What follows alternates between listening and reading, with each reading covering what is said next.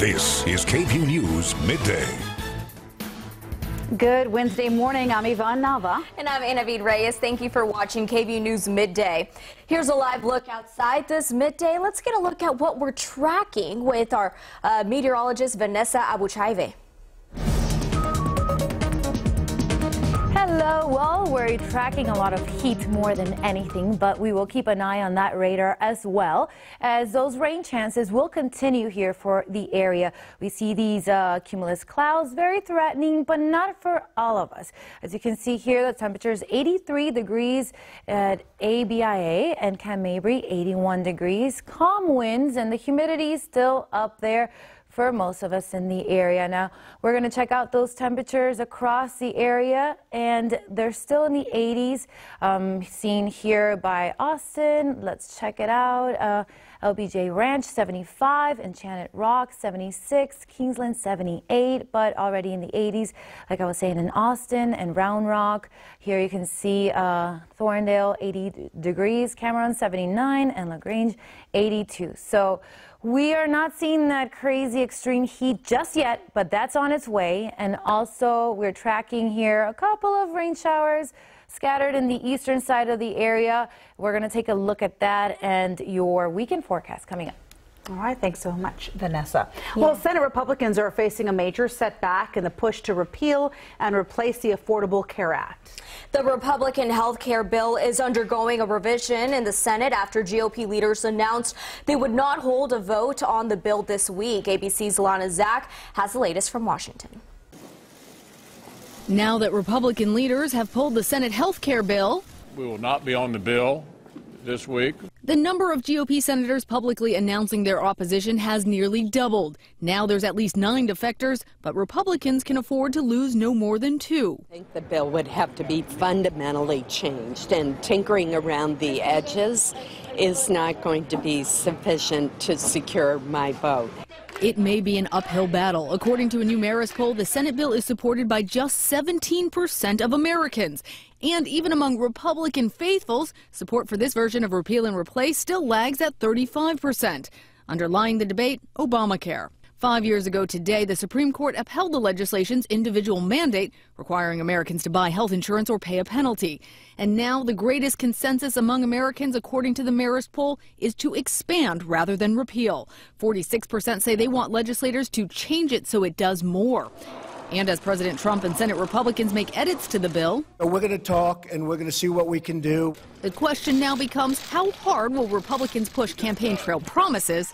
We will be able to immediately repeal and replace Obamacare. Have to do it. Versus setting a new course. This will be great if we get it done, and if we don't get it done, it's just going to be something that we're not going to like, and that's okay. McConnell told his members they can either work together as a conference or they will need to work with Democrats. Lana Zach, ABC News, Washington. The search is on for a new Austin city manager, and today a task force is asking for your input on what you would want and expect of the person taking charge. The search advisory task force is holding a meeting today at City Hall from 6 until 8 p.m. It's the first phase of the search. After this, a recruitment firm will look for qualified candidates based on the community feedback. Well, the University of Texas is facing a new lawsuit over their admissions process. Former student Edward Blum says the use of racial and ethnic preferences in admissions at UT violates state law and the Texas Constitution. Blum is the president of Students for Fair Admissions, and he helped Abigail Fisher. You may recall Fisher filed a similar lawsuit against UT, and that went all the way to the Supreme Court. Last year, the Supreme Court ruled against that case, upholding UT's use of affirmative action. Police are asking for your help this morning after a man was arrested in connection to a string of sexual assault cases.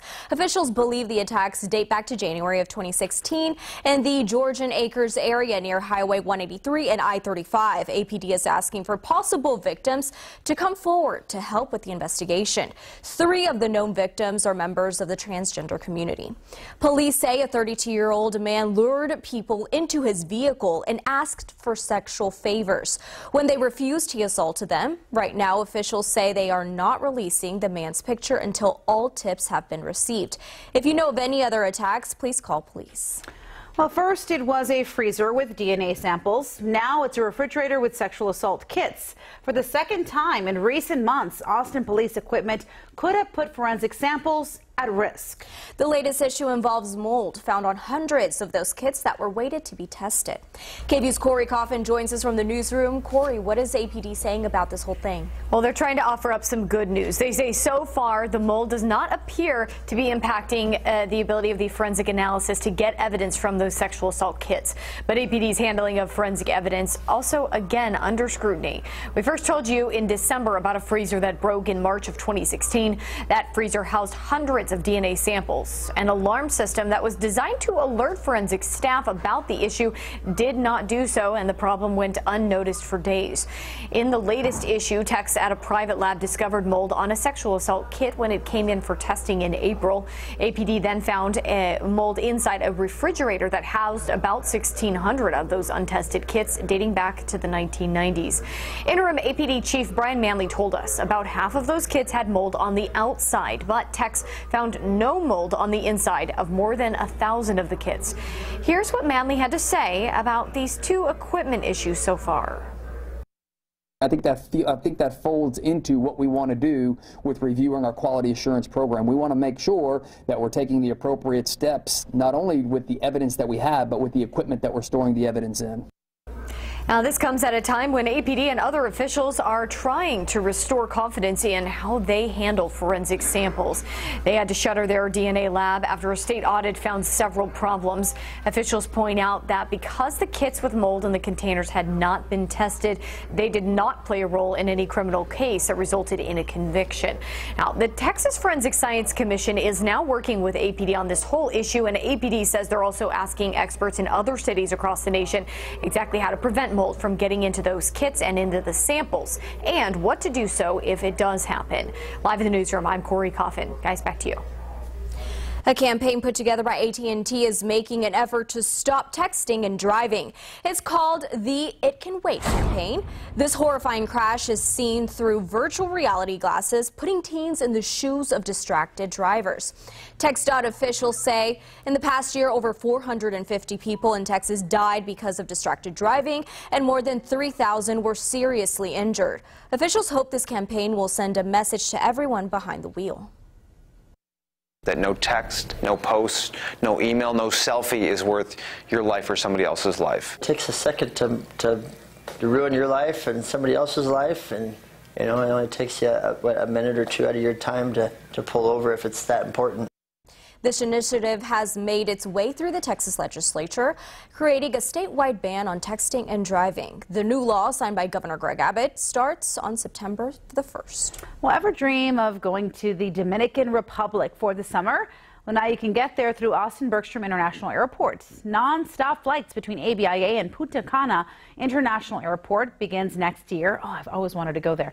The flights between Austin and Punta Cana will operate once per week from May 28th to August 6th of next year, 2018. And the announcement was made yesterday morning from ABIA and Vacation Express. Vacation Express provides non-stop charter flights to destinations in the Caribbean, in Mexico and Costa Rica, and will provide all-inclusive packages for Punta Cana. To learn more about Vacation Express or maybe to book a non-stop flight, head to our website, KVUE.com. Now all I'm thinking about I hear vacation. The Caribbean music in the background. Yes, yes, and a lemonade in our hand. It sounds so good. There we go. Well, superstition can sometimes get the best of us, but some people can just take it too far. So coming up, we're going to talk about how one passenger's actions impacted an entire flight. And a group of kids recovering this morning after they were poisoned by toxic gas at a pool. How you can protect the ones you love while they go swimming.